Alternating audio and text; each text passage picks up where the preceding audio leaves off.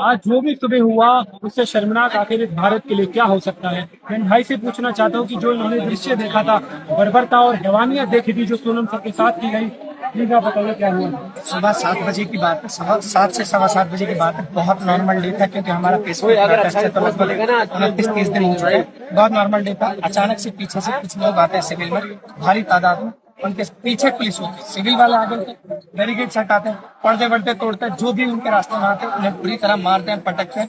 सीधा सोनम सर के सामने व्हाइट पर्दा लगाता है जैसा कफन जैसा, और उन्हें उठा के घसीटते हुए एक बार आधे रास्ते में जब आधा उठाता तो गिर भी जाता है, पता नहीं जानबूझ के या कैसे गिरा था। फिर उन्हें उठा के ले जाता है, हम उन्हें बचाने की कोशिश करते हैं, पकड़ने की कोशिश। मुझे खुद, मैं सीढ़ियों पे था, ऐसे पकड़ के वहां से और सीढ़ियों से नीचे फेंका गया, और बहुत सारे लोग हमारे वॉलंटियर्स थे जिन्हें मारा गया, डंडा था, जो भी उनके हाथ में आ रहा था मारा गया। और फिर मेरा जैसे मेरा उनके पास फोन, मेरे हाथ में फोन था, मेरे से फोन लिया कि मैं कहीं वीडियो ना बना लूं, और क्योंकि वहां जरूरत थी, मीडिया थी नहीं, हमें फोन अभी तक नहीं मिला। पुलिस के पास, पता नहीं पुलिस के पास या फिर कौन लोग थे, चोर थे, डाकू थे, किसके गुंडे थे।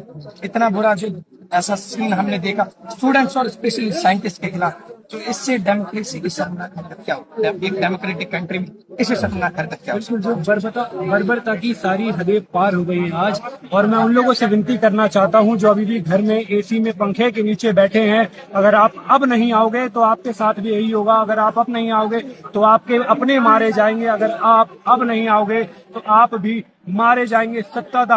सत्ताधारी नेता तो कुछ नहीं हो सकता इस देश का,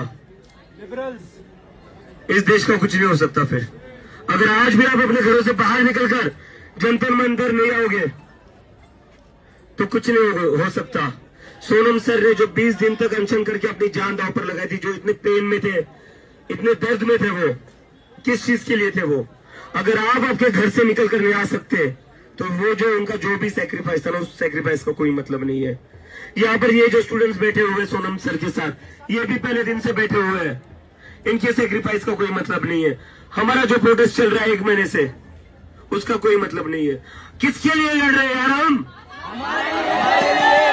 हमें तो नहीं है कि किसी को नहीं किया एग्जाम, हमें बैठा है कि किसी की एग्जाम में हो चुका था हमारा सारा, हम हमारे करियर में लग चुके थे, कोई जरूरत नहीं थी।